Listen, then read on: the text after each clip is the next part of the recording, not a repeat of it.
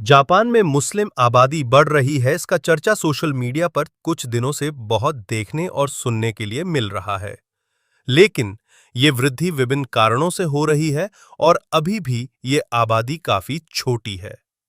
विभिन्न रिपोर्ट्स के अनुसार 2010 में जापान में मुस्लिम आबादी लगभग 1,10,000 थी, जो 2020 तक बढ़कर लगभग 2,30,000 हो गई और कुछ अनुमानों के अनुसार 2023-2024 तक ये 3 लाख से 3,50,000 तक पहुंच गई है। ये 110% से अधिक की वृद्धि है, जो इसे जापान में सबसे तेजी से बढ़ने वाला धर्म बनाती है। लेकिन कुल आबादी के मुकाबले ये अभी भी 1% से कम है। बढ़ने के कारण आप्रवासन। जापान में ज्यादातर मुस्लिम विदेशी मूल के हैं, जैसे इंडोनेशिया, पाकिस्तान, बांग्लादेश और ईरान से आए लोग। ये लोग काम या शिक्षा के लिए जापान आते हैं। उदाहरण के लिए इंडोनेशियाई, जो दुनिया की सबसे बड़ी मुस्लिम आबादी वाला देश है, जापान में काफी हैं। अंतर्विवाह। जापानी और मुस्लिमों के बीच शादियां बढ़ रही हैं और अक्सर जापानी महिलाएं अपने मुस्लिम पति के साथ इस्लाम स्वीकार करती हैं। ये जापानी मुस्लिम कन्वर्ट्स की संख्या बढ़ने की एक बड़ी वजह है। धर्मांतरण।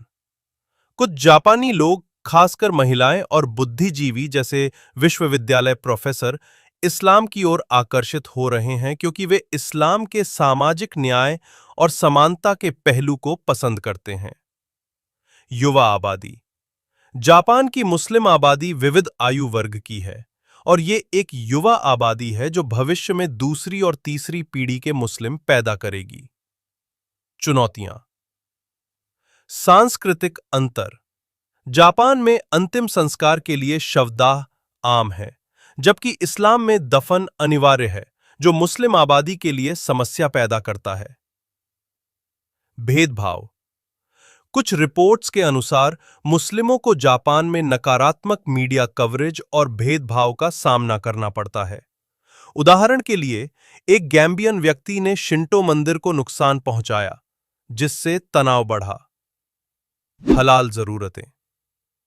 हलाल खाना और इबादत की जगह ढूंढना मुश्किल हो सकता है, खासकर बड़े शहरों के बाहर। हालांकि हलाल रेस्तरां और सुविधाएं बढ़ रही हैं, खासकर पर्यटन के लिए। मस्जिदें और सुविधाएं। 1999 में जापान में केवल 15 मस्जिदें थीं, जो 2023 तक 133 तक पहुंच गई हैं। टोक्यो कैमी जैसी मस्जिदें गैर मुस्लिमों के लिए भी खुली हैं और दावा गतिविधियों में हिस्सा लेती हैं। सांस्कृतिक प्रभाव।